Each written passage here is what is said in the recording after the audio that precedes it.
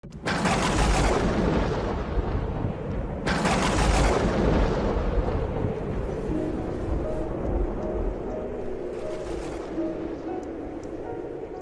se cumplieron los días de la purificación según la ley de Moisés, los padres de Jesús lo llevaron a Jerusalén para presentarlo al Señor, de acuerdo con lo escrito en la ley del Señor. Todo varón primogénito será consagrado al Señor, y para entregar la oblación, como dice la ley del Señor, un par de tórtolas o 2 pichones. Había entonces en Jerusalén un hombre llamado Simeón, hombre justo y piadoso, que aguardaba el consuelo de Israel, y el Espíritu Santo estaba con él. Le había sido revelado por el Espíritu Santo que no vería la muerte antes de ver al Mesías del Señor. Impulsado por el Espíritu, fue al templo. Y cuando entraban con el niño Jesús, sus padres, para cumplir con él lo acostumbrado según la ley, Simeón lo tomó en brazos y bendijo a Dios diciendo: Ahora, Señor, según tu promesa, puedes dejar a tu siervo irse en paz, porque mis ojos han visto a tu Salvador, a quien has presentado ante todos los pueblos, luz para alumbrar a las naciones y gloria de tu pueblo Israel. Su padre y su madre estaban admirados por lo que se decía del niño. Simeón los bendijo y dijo a María, su madre: Este ha sido puesto para que muchos en Israel caigan y se levanten, y será como un signo de contradicción, y a ti misma una espada te traspasará el alma, para que se pongan de manifiesto los pensamientos de muchos corazones. Había también una profetisa, Ana, hija de Fanuel, de la tribu de Aser, ya muy avanzada en años. De joven había vivido 7 años casada y luego viuda hasta los 84. No se apartaba del templo, sirviendo a Dios con ayunos y oraciones noche y día. Presentándose en aquel momento, alababa también a Dios y hablaba del niño a todos los que aguardaban la liberación de Israel. Y cuando cumplieron todo lo que prescribía la ley del Señor, se volvieron a Galilea, a su ciudad de Nazaret.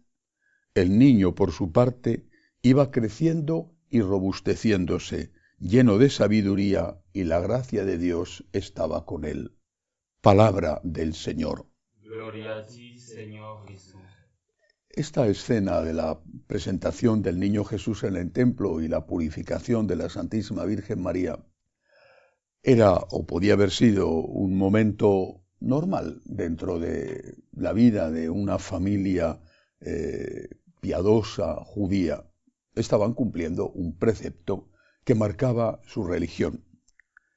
Y sin embargo, aquella presencia inesperada del anciano Simeón fue, por un lado, sorprendente y agradable.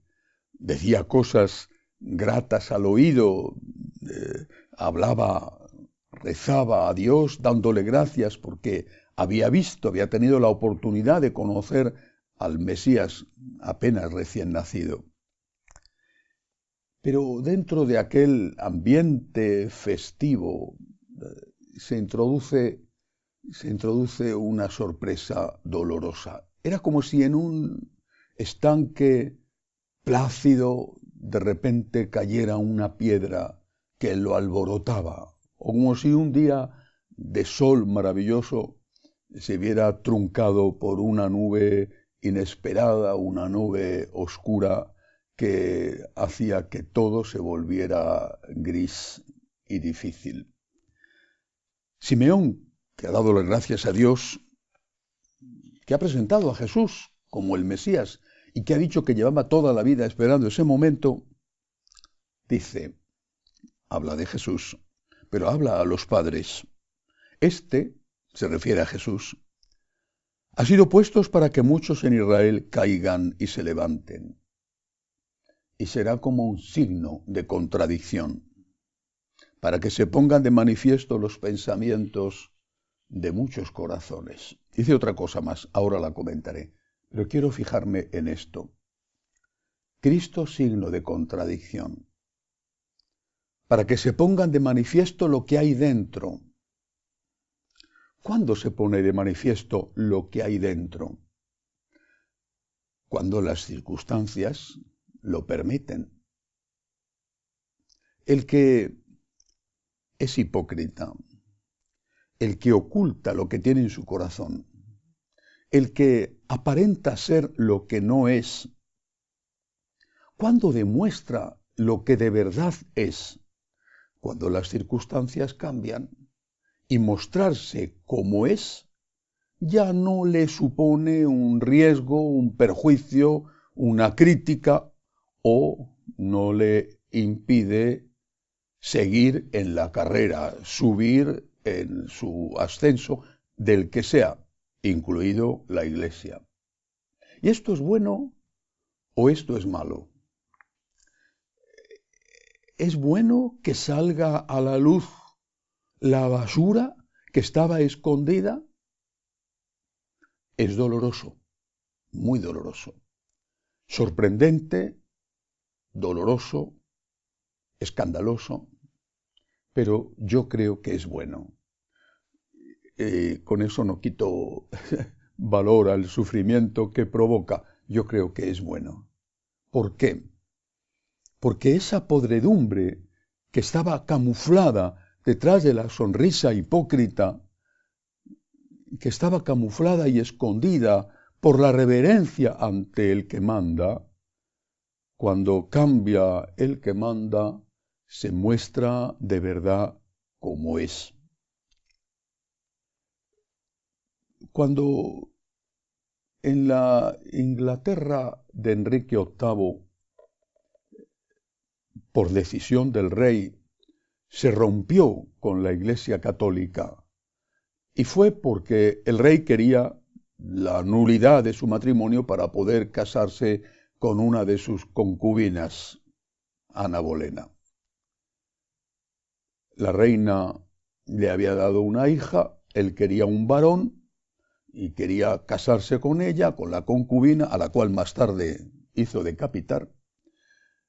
Y como el Papa no dio la nulidad a ese matrimonio, entonces se separó de la Iglesia Católica. Afortunadamente a su mujer no la mandó matar, aunque la tuvo encerrada. ¿Qué sucedió?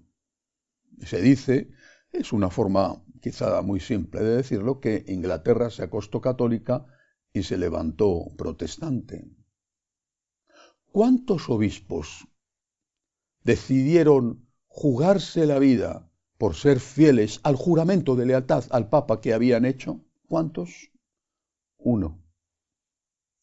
En toda Inglaterra, uno, nada más que uno. Murió, fue mártir. Le veneramos como mártir, efectivamente, uno.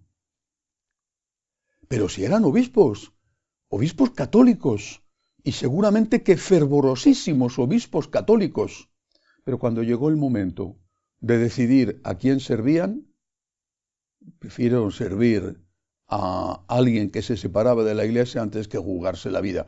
¿Por qué?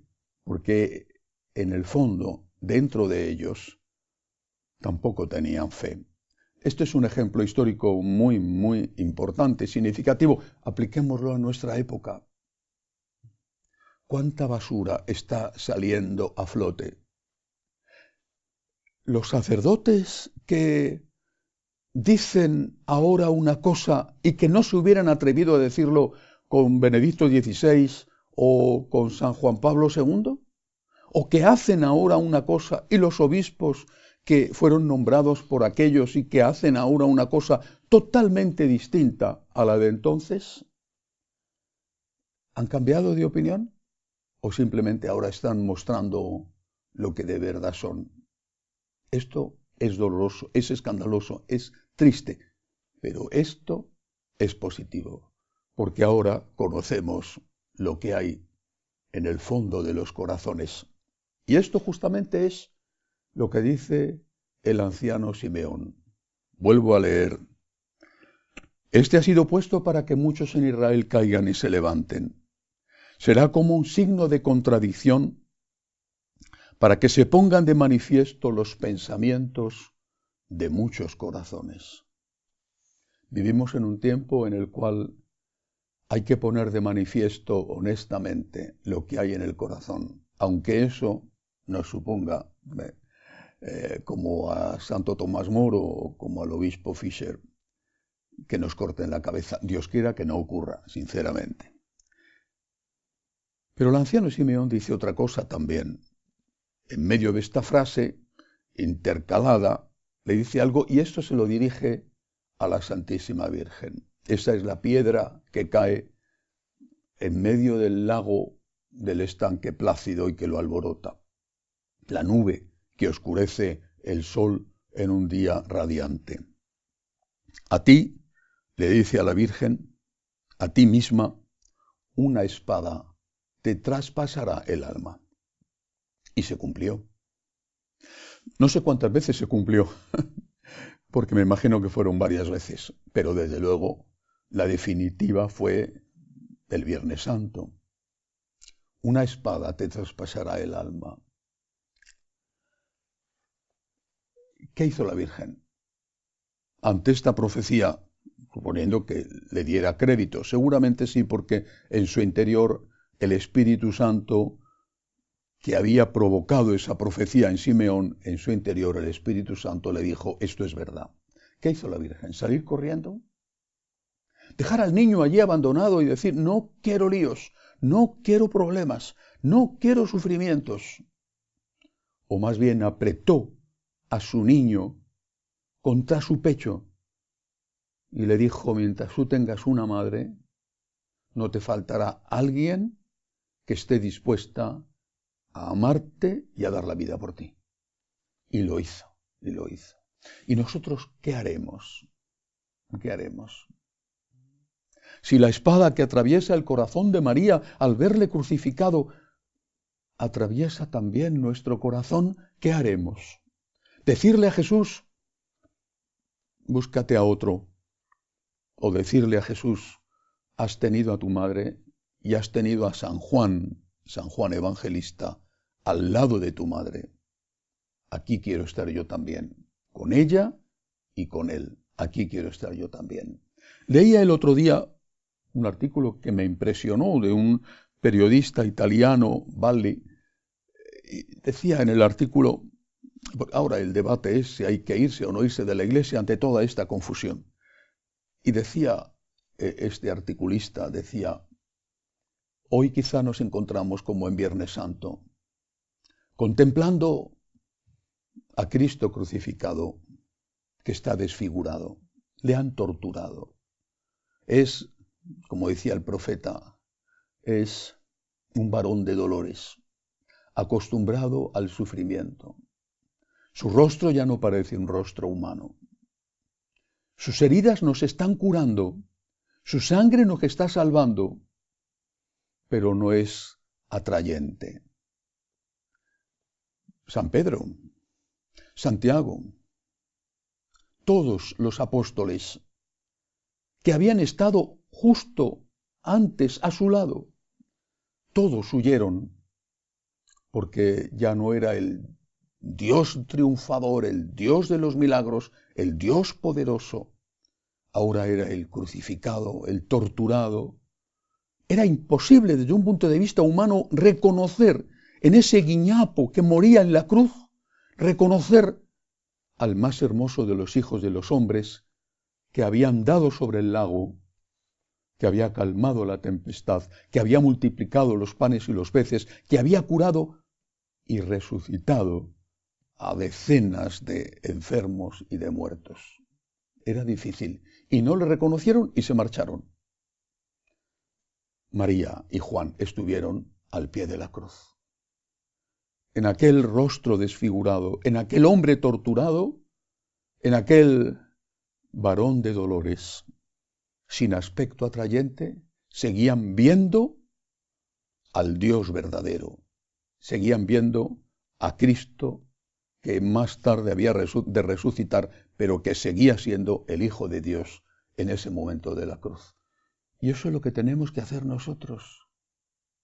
Seguir viendo a Cristo en esta iglesia sufriente, en esta iglesia que es como el Cristo de la cruz, el Cristo desfigurado. el Cristo irreconocible. No es el Cristo hermoso, atractivo, poderoso, ante el cual teníamos la certeza de estar delante del Hijo de Dios. Es un rostro que no conocemos. Es un rostro que nos da miedo. Es un rostro que resulta repugnante. Es un rostro que nos duele ver. Pero ahí estaba María y ahí estaba San Juan. La espada de dolor atravesó su alma, como le había profetizado Simeón. Y ella se dejó atravesar y no salió huyendo, porque entendió que esa espada atravesaba a su hijo y que ella no quería estar en otro sitio más que al lado de su hijo, compartiendo con él esa espada. Y entendió que era justo en ese momento, cuando el varón de dolores estaba siendo torturado y asesinado, cuando su hijo la necesitaba. Así nosotros ahora con la Iglesia. Así nosotros, al lado de Cristo crucificado, en una Iglesia que a veces nos duele tanto, pero ahí estamos, como María, como San Juan, compartiendo la cruz de Cristo, compartiendo su dolor, como María y con María, permitiendo que también a nosotros la espada nos traspase el corazón, pero sin marcharnos de la cruz. Que así sea.